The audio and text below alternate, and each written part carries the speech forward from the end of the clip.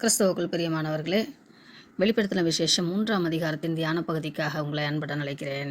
2ஆம் அதிகாரம் முதல் 3ஆம் அதிகாரத்தின் பாதி பகுதி வரைக்கும் நாம் வாசித்து பார்க்கும்போது 7 திருச்சபைகளுக்கு 7 செய்திகளை தேவன் சொல்வதை நாம் பார்க்கிறோம். விசேஷமாக தூதனுக்கு என்று சொல்லும்போது அந்த திருச்சபைகளை பராமரிக்கிற பராமரிப்பாளர்களுக்கு என்று அர்த்தம். அது ஆவிக்குரிய தூதராகவும் இருக்கலாம் அல்லது சரீர பிரகாரமாக போதிக்கிற போதகர்களாக இருக்கலாம். கிறிஸ்து யோவானின் மூலம் 7 சபைகளுக்கு 7 செய்திகளை வழங்கிய காலத்தில் ரோமானிய பேரரசர் டொமிஷியன் அவரை வணங்க வேண்டும் என்று கட்டாயப்படுத்தி கொண்டிருந்தார். யூதர்களுக்கு இதிலிருந்து விலக்கு அளிக்கப்பட்டிருந்தது. ஆனால் கிறிஸ்தவர்கள் யூதர்களிடமிருந்து வேறுபட்டவர்கள் என்று கருதப்பட்டதால் அவர்களுக்கு அத்தகைய சலுகைகள் கிடைக்கவில்லை. சிலைகளை விட கிறிஸ்து அதிக வல்லமை படைத்தவராக இருந்தும் கிறிஸ்தவர்கள் ஏன் துன்பப்பட வேண்டும் என்று பல கிறிஸ்தவ பிள்ளைகள், தேவனை சந்தித்தவர்கள், தேவனை ருசித்தவர்கள் எண்ணிக்கொண்டிருந்தார்கள். ஆதலால் யோவான் கடிதம் எழுதி சபையினர் எழுப்பிய அந்த கேள்விகளுக்கு பதிலளிக்கக்கூடியதைப் போல இது அமைகிறது. துன்பப்படுத்தப்படும் தம்மை பின்பற்றுபவர்களை காப்பாற்ற கிறிஸ்து ஏன் வரவில்லை என்றும் அவர்கள் யோசித்தார்கள். தெற்காசியாவில் உள்ள கிறிஸ்தவர்களுக்கும் சில சமயங்களில் இது போன்ற கேள்விகள் எழும்புகின்றன. இந்த கேள்விகளுக்கான கிறிஸ்துவின் பதிலின் ஒரு பகுதியை இக்கடிதத்தில் நாம் பார்க்கிறோம். அந்த 7 செய்திகளும் ஒரே மாதிரியான அமைப்பை கொண்டுள்ளது. ஒவ்வொரு செய்தியும் ஒரு குறிப்பிட்ட சபைக்கு எழுதுவதற்கான கட்டளையுடன் தொடங்குகிறது. அதைத் தொடர்ந்து யோவானின் தரிசனத்திலிருந்து பெறப்பட்ட விவரங்களை கொண்டு விவரிக்கப்படும் இயேசுவிடமிருந்தே இச்செய்தி வருகிறது என்பதை நாம் உறுதியாக பார்க்கலாம். அடுத்தது அச்சபையின் நிலைமையை விவரிக்கும் நான் அறிவேன் என்ற பகுதி வருகிறது. அதன் பின்பு காணப்படுகிற குறைகள் வருகிறது. இறுதியாக செவிமடுக்க வேண்டிய ஒரு அழைப்பு விடுக்கப்படுகிறது. வெற்றியை பெறுவதற்கான வாக்குறுதியும் அளிக்கப்படுகிறது. உயிர்த்தெழுந்த இயேசு ஒவ்வொரு செய்தியையும் ஒரு குறிப்பிட்ட சபையின் தூதருக்கு ஏஞ்சல் அனுப்பினார். அவர் அநேகமாக அந்த சபையை பாதுகாக்கும் தூதராக இருந்திருக்கலாம் அல்லது அதை சரீர பிரகாரமாக யோசிக்கும்போது அந்த சபைக்கான போதகராக இருந்திருக்கலாம். 7 சபையிலுமே நாம் பார்க்கும்போது சிமர்னா சபையிலே தேவன் குறைகளை கண்டதைப் போல அங்கே சொல்லப்படவில்லை. ஆதலால் இதன் மூலமாக நாம் அறியலாம், தேவனுக்கு பிரியமான திருச்சபைகளும் இந்த பூமியிலே இருக்க முடியும். தியத்தீரா சபையிலே அவர்கள் சபை மக்கள் ஆண்டவருக்கு பிரியமான முறையிலே இருந்தாலும் மனதார உள் மனதிலே அவர்கள் அப்படிப்பட்டவர்களாக இல்லை என்று சொல்லுவதை பார்க்கிறோம். சுட்டரிக்கிறவராக தன்னை வெளிப்படுத்துகிறார். அக்னி ஜுவாலை போன்ற கண்களும் பிரகாசமான வெண்கலம் போன்ற பாதங்களும் உள்ள தேவகுமாரன் சொல்லுகிறதாவது, உன் கிரியையை நான் காண்கிறேன், உன் அன்பையும் நான் காண்கிறேன், உன் ஊழியத்தையும் நான் காண்கிறேன், உன் விசுவாசத்தையும் நான் காண்கிறேன், உன் பொறுமையையும் நீ முன்பு செய்த கிரியைகளிலும் பின்பு செய்து வருகிற கிரியைகளிலும் அதிகமாக இருக்கிறதை அறிந்திருக்கிறேன். அதாவது திருச்சபை தேவனுக்கென்று கிரியை செய்வதிலே வளர்ந்திருக்கிறது என்று தேவன் சொல்லுகிறார். ஆனாலும் உன் பேரில் எனக்கு ஒரு குறை உண்டு. தன்னை தீர்க்கதரிசி என்று பொய்யாய் சொல்லி கொண்டிருக்கிற எசபேலை போல அநேக ஸ்திரீயானவர்கள் உன் மத்தியிலே ஊழியக்காரர்கள் வேசித்தனம் பண்ணவும் உக்கிரகங்களுக்கு படைத்தவைகளை புசிக்கவும் அவர்களுக்கு போதித்து அவர்களை வஞ்சிக்கும்படிக்கு நீ அவளுக்கு இடம் கொடுத்திருக்கிறாய். ஒரு பெண்பால் ஊழியராக இங்கே இருக்கிறார்கள் என்று நாம் நினைக்கக்கூடாது. நல்லவளை போல நடிக்கிற எசபேலை போன்ற குணத்தை உடையவர்கள், போதகர்கள் வழி தப்பி போகக்கூடிய போதனைகளை செய்கிறவர்களாக இருந்திருக்கிறார்கள் என்று அர்த்தம். இந்த சபைக்கு மற்றும் அநேக காரியங்களை விளக்கப்படுத்தி எழுதுகிறார். பாவம், அநீதிக்கு இடம் கொடுத்து வேதத்துக்கு புறம்பாக போதிக்கும் தலைவர்களுடன் ஒத்துப்போகுதல் ஆகியவை தியத்தீரா சபையில் சாதாரண பாவமாக இருந்தது. விக்கிரக ஆராதனைக்கும் துன்புறுத்தலுக்கும், அதாவது ஊழியக்காரர்களை துன்புறுத்துவதற்கும் பெயர் போன பழைய ஏற்பாட்டின் எசபேல் என்னும் பெயரை யோவான் இங்கு உபயோகிக்கிறார். இதை 1 ராஜாக்கள் 16ஆம் அதிகாரத்திலிருந்து 21ஆம் அதிகாரம் 25ஆம் வசனம் வரைக்கும் நாம் வாசித்து பார்க்கும் போது புரிந்து கொள்ளலாம். ஈராவிலே இருந்த விசுவாசிகள் கர்த்தருக்காக பேசுகிறோம் என்று கூறிய பொய் போதகர்கள் இருக்கிறார்கள் அவளா, அவர்கள் சொல்லுகிற போதனைகளை நம்ப காரணம் என்னவென்றில் அவர்கள் வெளியே காண்பித்த பக்தி, வெற்றி, செல்வாக்கு ஆகியவைகளாக இருக்கலாம். மனதுக்குள்ளாக அவர்களுக்குள்ளான ஒரு மனமாற்றம் இல்லாதவர்களாய் காணப்பட்டார்கள். ஆதலால் பாவத்திற்கும் பக்திக்கும் பாகுபாடின்றி அதை பிரித்து பார்க்கும் தன்மை இல்லாமல் வாழ்ந்தார்கள். உதாரணமாக, வேதத்தின் வெளிப்படுத்துதலுக்கு மேலாக தங்களது போதனையை உயர்த்தி பிரசங்கிக்கும் பிரசங்கியாளர்கள் தொடர்பாளர்களை நாம் தள்ளி வைக்க வேண்டும். தேவனை காட்டிலும் மிதமிஞ்சிய செல்ஃப் எக்ஸ்பிளனேஷன், தம்மை குறித்தான உயர்வான போதனைகளை போதிப்பவர்களை கண்டால் நாம் மிகவும் கவனமாக இருக்க வேண்டும். இப்படிப்பட்டவர்களை நமது ஆவிக்குரிய காரியங்களில் தூரப்படுத்தி வைக்க வேண்டும். பவுலானவர் அவருடைய இறுதி காலங்கள் வர வர தன்னை தகுதியற்றவராக அவர் கணக்கிடுவதை நீங்கள் பார்க்கலாம். ஆன்மீக காரியங்களிலே முதிர்ச்சியை அடைய அடைய நாம் தேவனுடைய சமூகத்திலே தகுதியற்றவர்களாக நம்மை கணக்கிட்டு கொண்டே செல்லுவோம். நமது நீதி எல்லாம் அழுக்கான கந்தை அல்லவா? பெருமையை தொடர்ந்து வரக்கூடிய பலவிதமான காரியங்கள், இவைகளெல்லாம் சாத்தானுடைய ஆழங்கள் என்று வேதம் சொல்லுகிறது. நமக்கென்று தேவன் நியமித்திருக்கிற நன்மைகளை நாம் பெற்றுக்கொள்வதற்கு அதை பற்றி கொண்டிருக்க வேண்டும். இதை 3ஆம் அதிகாரம் 11ஆம் வசனத்திலும் நாம் வாசிக்கிறோம். 3ஆம் அதிகாரம் எழுதப்பட்டிருக்கிற சர்தை சபையை குறித்து நாம் பார்க்கலாம். தேவனுடைய 7 ஆவிகளையும் 7 நட்சத்திரங்களையும் உடையவர் என்று இப்படி தன்னை குறித்து வர்ணனைகளை முதல் வசனங்களிலே சொல்லப்பட்டிருக்கிற ஒவ்வொரு வர்ணனைகளையும் நாம் எடுத்து தனியாக ஒரு காகிதத்திலே எழுதுவோம் என்றால் தேவன் தம்மை குறித்து வர்ணிக்கிற வர்ணனைகளையும் அவைகளை கொண்டு நாம் துதிக்கும் அழகான சொற்களும் நமக்கு கிடைக்கும்.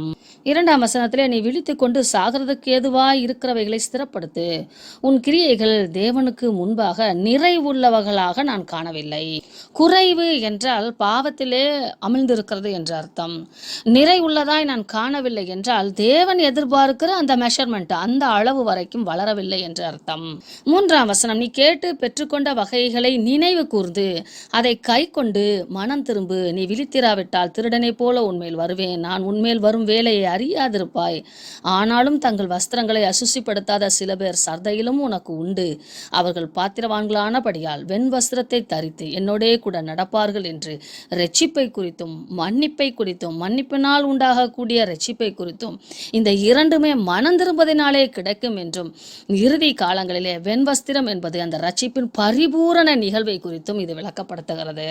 ஜெயங்கல்லூரன் இவனோ அவனுக்கு வெண்வஸ்திரம் தரிப்பிக்கப்படும் என்றால் ட்ரெஸ் ஆஃப் ஹானர், மரியாதை நிமித்தமாக போர்த்தப்படுகிற சால்வை. ஜீவ புத்தகத்திலிருந்து அவனுடைய நாமத்தை நான் கிறுக்கி போடாமல் என்றால் கின்னஸ் ரெக்கார்டு போன்று பரலோக புத்தக ரெக்கார்டு.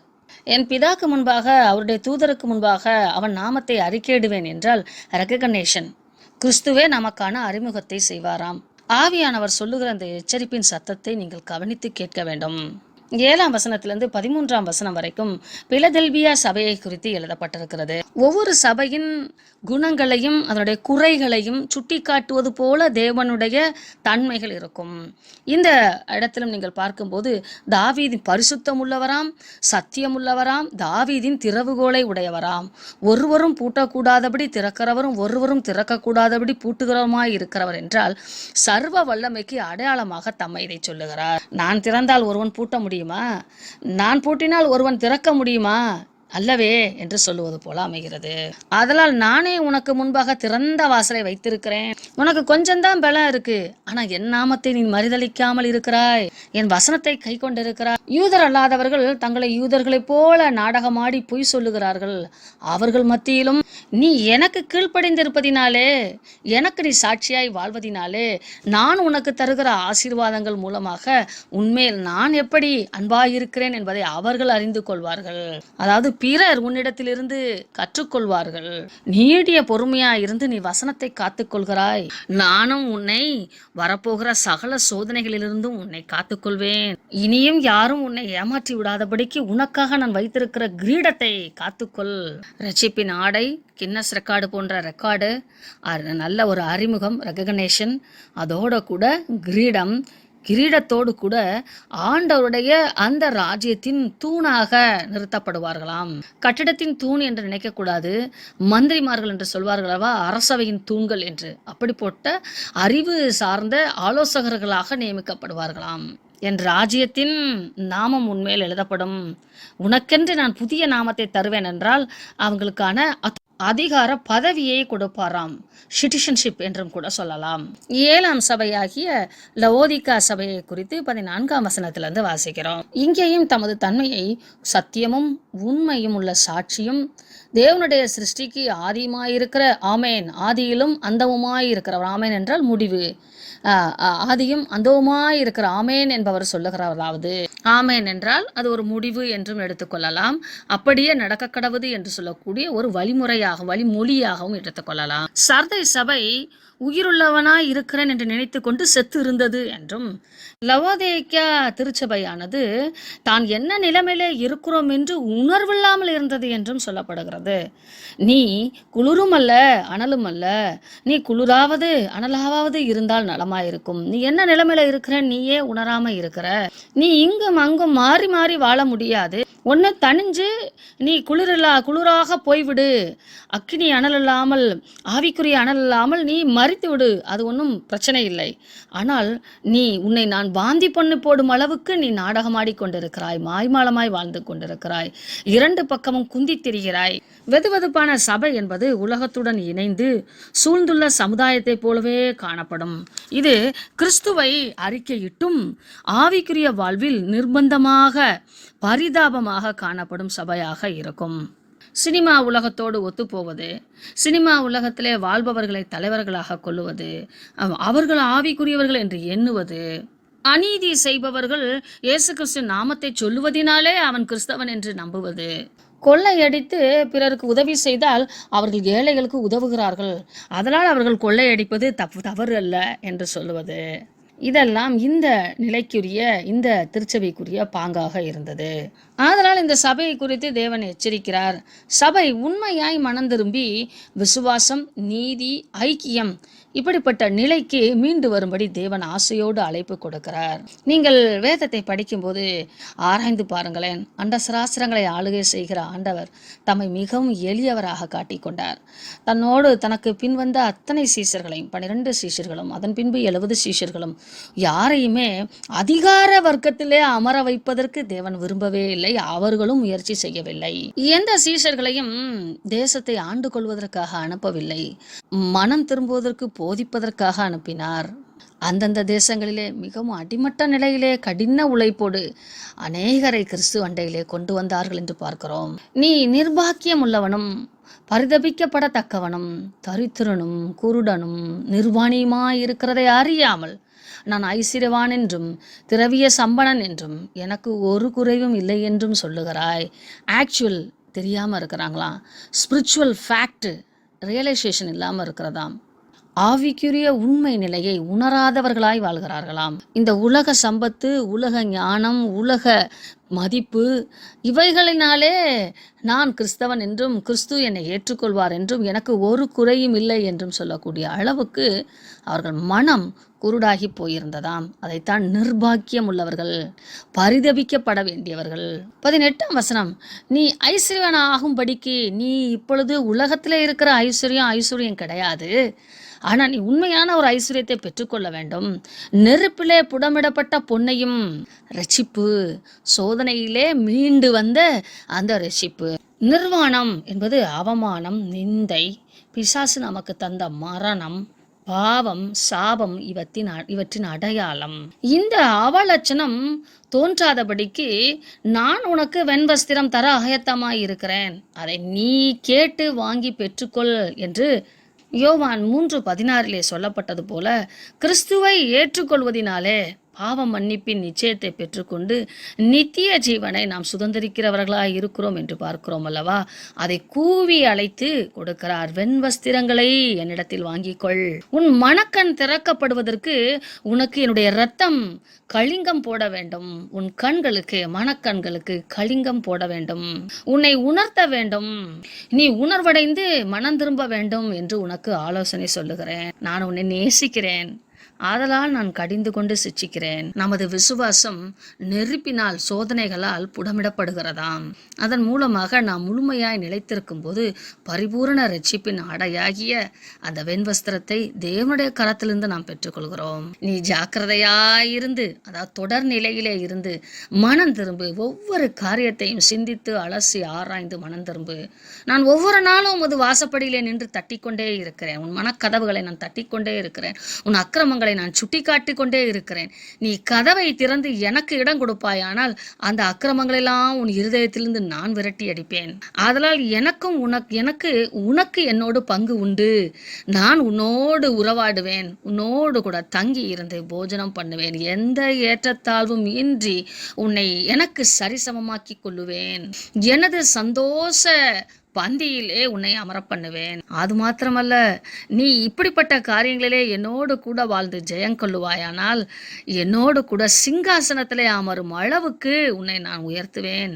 ரிஷிமி இனி ஒரு இன்னர் கோர்ட்யார்டு என்று சொல்வது போல ஆண்டவர் சொல்லுகிறார். நீ என்னை ஏற்றுக்கொள்ளும்போது நான் உன்னை யூனிக் ஹானர் பிளேஸ்ல உட்கார வைப்பேன். சிங்காசனம் என்பது தேவனுடைய தனித்தன்மை மிக்க மகிமையான இடம்.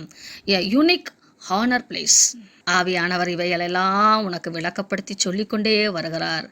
நீ ஆவிக்குரிய காதுகளாலே கேட்டு உணர்வடைவாயாக என்று இந்த 3ஆம் அதிகாரம் நிறைவு பெறுகிறது. தேவன் தாமே இந்த 7 திருச்சபைகளிலே காணப்படுகிற நிறைகளையும் நாம் கைக்கொண்டு குறைகளை நாம் புதுப்பித்து அவருடைய தன்மையை உணர்ந்து பரிசுத்த ஆவியார் நம்மோடு இடைப்படுகிற காரியங்களிலே மனம் திரும்பி தேவன் நமக்காக வைத்திருக்கிற கிரீடத்தையும் இரட்சிப்பின் ஆடையையும் மன்னாவையும் உயர்ந்த ஸ்தலங்களையும் சிங்காசனங்களையும் தேவனோடு அமர்ந்து புசிக்கும் அந்த சமபந்தி பாக்கியத்தையும் பெற்றுக்கொள்வதற்கு அனுகிரகம் பாராட்டுவாராக. ஆமென்.